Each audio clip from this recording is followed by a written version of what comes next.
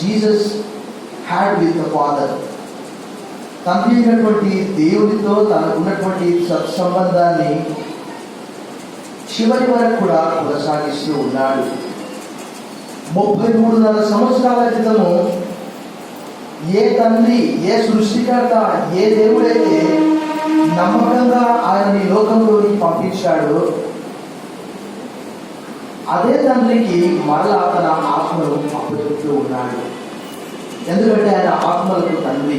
మన పాత నిబంధనలో అనేక చోట్ల మోషే చేసే ప్రార్థనలో సకల శరీరులకు ఆత్మలకు కాపరి అయిన దేవా అని భక్తులు ప్రార్థన చేస్తారు. యోబు అంటాడు, యోబు 12:10లో జీవరాశుల ప్రాణమును సర్వ శరీరుల ఆత్మలను ఆయన వశంలో ఉన్నది కదా. ఇక్కడ మనకు సమయం లేదు, కానీ మనందరికీ తెలుసు శరీరంలోనే ప్రాణమున్నది. శరీరంలోనే ప్రాణానికి బదులుగా జీవం అనే మాటను మనం వాడతాము. శరీరంలోనే ఆత్మ ఉన్నది. ఈ యేసుప్రభు వారు భయంకరమైనటువంటి శ్రమ, అంటే ఆయన ఎంతగా హింసించబడ్డాడు అంటే ఆయనను కొట్టి కొట్టి కొట్టి కొట్టి కొట్టి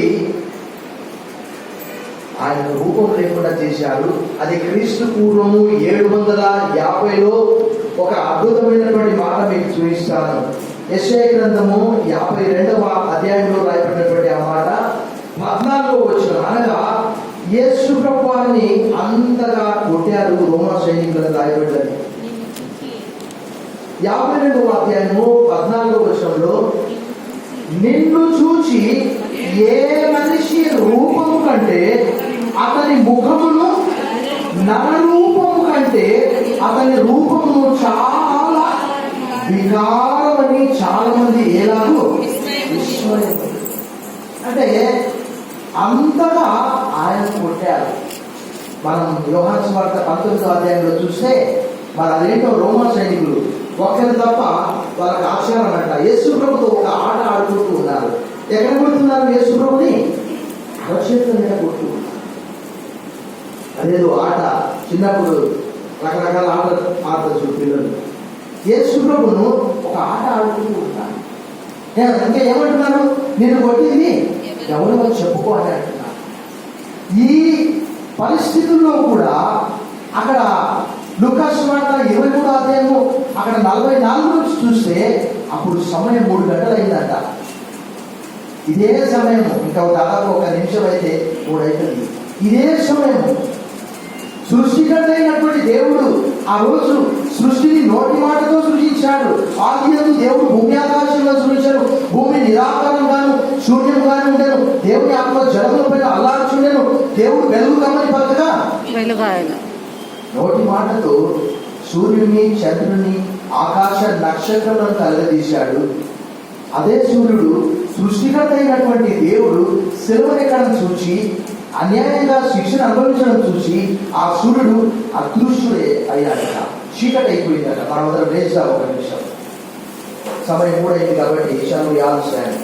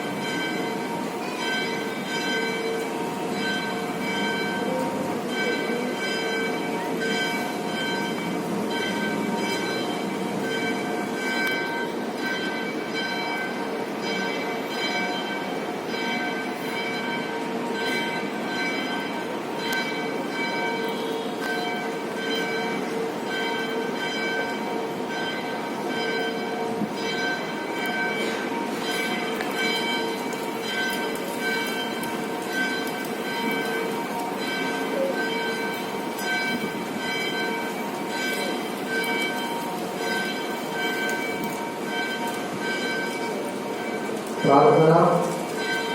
సర్వశక్తి గల దేవా, 2000 సంవత్సరాల క్రితం మా కొరకు సిలువలో వేలాడిన దినం ఇది. మా పాపములన్నింటినీ కూడా పాప శరీర ఆకారంలో ఆయన రోమపత్రిక 8:3-4 ప్రకారం సెలవులో భరించి మాకు ఏ శిక్ష లేకుండా చేసిన మా గొప్ప దేవానికి వందనాలు. లేఖన ధ్యానంలో చూసినప్పుడు లేఖనాల ప్రకారం నువ్వు వృద్ధి చెందామని అపోజినటువంటి పౌలు కొరింథీయులకు రాసిన మొదటి పత్రిక 15:3-4 చదివిస్తున్నాడు. మా కొరకు మా పక్షంగా సెలవునికి తండ్రితో సమాధానపరిచి పాపములను క్షమించి పరలోకానికి వారసులుగా మమ్మల్ని సిద్ధపరిచినందుకు వందనాలు చెల్లిస్తుంది. యేసు నామములో ప్రార్థిస్తున్నాం తండ్రి, ఆమేన్. దయచేసి కూర్చోండి. యేసు వారు చివరి ఆ మాట మాట్లాడుతూ ఉన్నాడు. మిగతా సువార్తల్లో పెద్ద కేక వేసినట్టు రాయబడింది. అది మత్తయి సువార్త 27:50 చూస్తే అక్కడ మార్కు సువార్త 15వ అధ్యాయంలో కూడా ఒక పెద్ద కేక వేసినట్టు భక్తులు అక్కడ రాస్తూ ఉన్నాడు. 27:50 యేసు మరలా బిగ్గరగా కేక వేసి ప్రాణం విడిచాను. ప్రభువునందు ప్రియమైనటువంటి వాళ్ళలా నమ్మకమైనటువంటి దేవునికి తన్ను తాను అప్పగించుకుంటున్నాడు. ఎందుకనంటే కీర్తనల గ్రంథం 16వ కీర్తనలో రాయబడిన రీతిగా నీవు నీ పరిశుద్ధుని కుళ్ళు పట్టనీయవు, నీవు నీ పరిశుద్ధుని అంటే పాతాళంలో పోతిని చూడనీయవు అనే మాట భక్తుడు అక్కడ రాసి వస్తున్నాడు. అది క్రీస్తు పునరుత్థానం గురించినటువంటి మాట. 3 దినాల తర్వాత తండ్రి అయినటువంటి దేవుడు కుమారుడైన క్రీస్తును తనకున్న శక్తితో లేపుతాడు. కాబట్టి ఆయన ఆత్మను తండ్రి అయినటువంటి దేవుడికి అప్పగిస్తూ ఉన్నాడు. మనం చూస్తాం, ఇశ్రాయేలు యూదాను చూస్తాం. ఆయన ఏం చేశాడు? ఆయన నమ్ముకుంటే 30 వెండి నాణాలకు యేసు ప్రభువారిని అమ్ముకున్నాడు, అప్పచెప్పాడు. ఆ పేతురు ఏం చేశాడు? ప్రభా నా ప్రాణం మీద నేను అబద్ధమాడను, నీతో కూడా ఉంటానన్నాడు. చివరికి ఏం చేశాడు? కుమారు బొంకాడు. యేసును కూర్చున్న ప్రవచనాలు అన్ని కూడా యోహాను సువార్త 19వ అధ్యాయంలో చక్కగా ప్రవచనము నెరవేరేటట్లు నేను తప్పికొన్నానని ఎంతసేపు మనం ధ్యానం చేశాం. 69వ కీర్తన 21వ వచనంలో ఆ మాట రాయబడింది. 34వ కీర్తన 20వ వచనంలో ఆయన ఎముకలలో ఒక్కటి కూడా వెలువబడదు అనే మాట యోహాను సువార్త 19వ అధ్యాయంలో రాయబడి ఉన్నది. ఎందుకంటే చూడండి, సాయంత్రం కాగానే 2 దొంగలను కాళ్ళు విరగొట్టారు. కానీ యేసు ప్రభువారిని కాళ్ళు విరగొట్టారా? అక్కడ రాయబడ్డది. మీరు ఇంటికి వెళ్తారు చదవండి. అయితే నేను మీకు తెలియజేసేది ఏంటంటే యేసు ప్రభువారు ఆయన ఈ లోకానికి వచ్చినటువంటి ముఖ్య ఉద్దేశాన్ని పూర్తి చేసి సిలువలో మాయా కాదు, లేక చాలా మంది అనుకుంటారు యేసు అనే వ్యక్తి ఈ లోకంలో అసలు లేడని చెప్తూ ఉన్నారు కొంతమంది.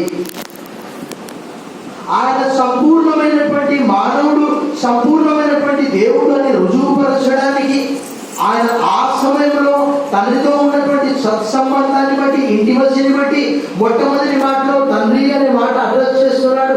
చివరి మాటలో కూడా ఏమంటున్నాడు? తండ్రి అంటున్నాడు. అంటే ఆ సంబంధం. తర్వాత తండ్రి అనేటువంటి దేవుని సంపూర్తిగా ఆయన నమ్మాడు. కాబట్టి ఆయన ఆత్మను బైబిల్లో చూస్తే మీరు ఇంటికి అంతా చదువుకోండి. మన వాక్యం మనం చదువుతూ ఉంటాం. కానీ ఒకనొక సందర్భంలో 79వ కీర్తనలో ఒక మాట రాయబడ్డది. ఏంటి అంటే మీకు చూపిస్తాను. అక్కడ ప్రాణము శరీరం అనే మాట భక్తుడు డివైడ్ చేస్తూ ఉన్నాడు. 79వ కీర్తన నేను మీకు చూపిస్తాను. 79వ కీర్తనలో అక్కడ రాయబడినటువంటి మాట ఏంటి అంటే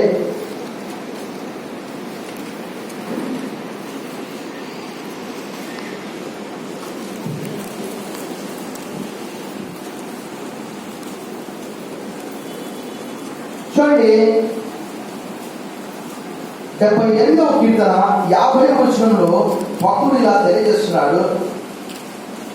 తన కోపములకు ఆయన త్రోవ చదువు చేశాను, మరణము నుండి వారి ప్రాణమును తప్పింపక వారి జీవమును తెగుళ్లకు అప్పగించాడు. ఇక్కడ డివైడ్ చేస్తూ ఉన్నాడు భక్తుడు. చూడండి, ప్రాణం అంటున్నాడు, జీవం అంటూ ఉన్నాడు. కొంతమంది ప్రాణం పోయిన వెంటనే ఏమంటారు తెలుసా?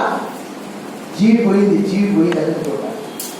జీవం దేవుడైన యెహోవా నేల మట్టితో నరుడు నిర్మించి వారి నాసికారంధ్రములో జీవవాయువు వదలిన నరుడు జీవాత్మ ఆయన. ఆయను. ఆయనలో ఉన్నటువంటి ఊపిరి, ఆయనలో ఉన్నటువంటి ఆత్మ తండ్రి అయినటువంటి దేవుడిని కాబట్టి ఆత్మలన్నీ కూడా దేవుని వాక్యంలో రాయబడిన రీతిగా ప్రసంగి 12:11 ప్రకారం మన్నైనది వెనకటి వల్లే మరలా భూమికి చేరును, ఆత్మ దాన్ని దయచేసిన దేవుని యొద్దకు చేరును. నమ్మకంగా యేసు ప్రభు వారు ఆయన ఆత్మను ఎవరికి అప్పచెప్తున్నాడు? దేవుని. తండ్రి అయినటువంటి దేవునికి అప్పచెప్తున్నాడు. అంతకంటే ముందు చాలా సంఘటనలు జరిగాయి. సో ఆయన సంపూర్ణమైనటువంటి మానవుడు కాబట్టి ఆ సమయంలో తండ్రి అయినటువంటి దేవుడు ఆయన శరీరంలో మీరు గుర్తుంచుకోవాల్సినటువంటి మాట, రోమా పత్రిక 8వ అధ్యాయము 3వ వచనంలో ఆయన శరీరంలో పాపము మోపబడ్డది కాబట్టి ఆయన విడవబడ్డాడు. 8వ అధ్యాయం 3-4 వచనాలు. శరీరము ననుసరింపక ఆత్మననుసరించి నడుచుకొని మనయందు ధర్మశాస్త్ర సంబంధమైన నీతి విధి నెరవేర్చబడి ఉన్నది. పాప పరిహారము నిమిత్తము దేవుడు తన సొంత కుమారుని పాప శరీర ఆహారముతో పంపి ఆయన శరీరమందు పాపములకు. చాలా మంది నేను ఇంతకుముందు తెలియజేశాను, ఒక యవన బాలుడు ఒక 5 సంవత్సరాల క్రితము ఒక ఆశ్చర్యకరమైనటువంటి ప్రశ్న అడిగాడు. ఏమని అడిగాడంటే, సార్ అందరు చెప్తున్నారు సార్ యేసులో మరొకరు చచ్చిపోయాడు, ఎక్కడుంది సార్ అది? ఒక్కసారి నేను ఆలోచన చేసుకున్నాను. అఫ్కోర్స్ మత్తయి సువార్త 26, మార్కు సువార్త 14, 32, లూకా సువార్త 22, 19, 20, యోహాను సువార్త 13వ అధ్యాయంలో కూడా చెప్పాడు. అనేకుల వరకు చిందింపబడుచున్న నా రక్తము నిబంధన రక్తం అని చెప్పాడు. కానీ ఇక్కడ సూటిగా స్పష్టంగా అపోస్తలుడైన పౌలు 4 సువార్తలను క్రోడీకరించి ఆయన శరీరమందు పాపములకు శిక్ష విధించను. యేసు ప్రభువు వారు ఆ శిక్షను సంపూర్తిగా అనుభవించాడు కాబట్టి వాక్యము చదివినప్పుడు మనకు ఆశ్చర్యం అనిపిస్తుంది. ఏంటి అని అంటే, యేసు ప్రభు వారట ఆయన కలిగినటువంటి వేదనను చూసి ఆయన సంతృప్తి నొందాడట. అమ్మాయా, ఇంకా నేను బాగా శ్రమ పొందాను, నా ప్రజల పాపాల కొరకు పాప క్షమాపణ లభించింది అని యెషయా గ్రంథం 53వ అధ్యాయం 11వ వచనంలో ఆ మాట రాయబడింది. నా మాట కాదు, ఆయన తన కలిగినటువంటి వేదనను చూసి సంతృప్తి చెందాడట. అంటే ఫుల్లీ సాటిస్ఫైడ్. ఇక నా పని నేను పూర్తి చేశాను. ఇందాకనే మనం సమాప్తమైనదని మాట, అంటే రక్షణ కార్యం పూర్తి చేశాను ఇంకా. కాబట్టి ఈ లోకంలో మానవుడిగా నేను ఉండవలసినటువంటి అవసరం లేదు. 33.5 సంవత్సరాల క్రితం ఈ లోకానికి నన్ను పంపించావు, ఇక నాకు ఈ లోకంలో పని అయిపోయింది. అప్పుడు యేసులో వారు ఏదాన్ని చెప్పాను, రక్తసిక్తమైన దేహముతో పరలోకానికి వెళ్ళినప్పుడు అక్కడటువంటి దేవదూతలంతా వెల్కమ్ చేసి, ప్రభా నేను భూమి మీద చేసేసినటువంటి పని ఏమైందంటే నా విధులున్నారు, వారు నమ్మకంగా చేస్తారని చెప్పాడు. ప్రభునందు ప్రేమైనటువంటి వాళ్ళారా, లూకా సువార్త 23వ అధ్యాయము 46వ వచనంలో యేసు ప్రభువారు పలికినటువంటి ఆ చివరి మాట, అప్పుడు యేసు గొప్ప శబ్దముతో కేక వేసి, తండ్రి నీ చేతికి నా ఆత్మను అప్పగించుకొనుచున్నానని ఆయన ఇలాగ చెప్పి ప్రాణం విడిచాడు. సో ఇదంతా కూడా ఎవరి కొరకంటే లేఖనాలన్నీ నెరవేర్చడానికి. లేఖనం అనే మాట చాలా మందికి అర్థం కాదు. పరిశుద్ధ గ్రంథం అని దీనిపైన రాయబడి ఉన్నది. దానికి పర్యాయ పదాలే లేఖనాలని, వాక్యమని, బైబిల్ అని రకరకాలుగా మనం తెలుస్తూ ఉన్నాం. సో ఆ లేఖనము నెరవేర్చబడ్డది ప్రభువైన యేసుక్రీస్తు వారి జీవితంలో. ఆయన మనందరి వరకు చనిపోయాడు. ఇంకా మనము రేపు లేదు ఎల్లుండి మనం చూస్తున్నాం, ఆయన మనందరి వరకు తిరిగి లేపలేకున్నాడు. దేవుని వాక్యంలో కొరింథీయులకు రాసిన మొదటి పత్రిక 6:14 దేవుడు క్రీస్తును లేపెను, మనను కూడా ఆయన శక్తి చేత లేపును అనే మాట అపోస్తలుడైన పౌలు తెలియజేస్తున్నాడు. ఆయన నమ్మకంగా చివరిగా పేతురు రాసిన మొదటి పత్రిక 4:19 చదువుకొని మనం ముగించుకుందాం. పేతురు రాసిన మొదటి పత్రిక 4వ అధ్యాయం 19వ వచనము, కాబట్టి దేవుని చిత్త ప్రకారము బాధపడువారు సత్ప్రవర్తన గల వారై నమ్మకమైన సృష్టికర్తకు తమ ఆత్మలను అప్పగించుకోవాలను. దేవుడి వాక్యం దీవించి ఆశ్రయించుగాక. ఆమేన్.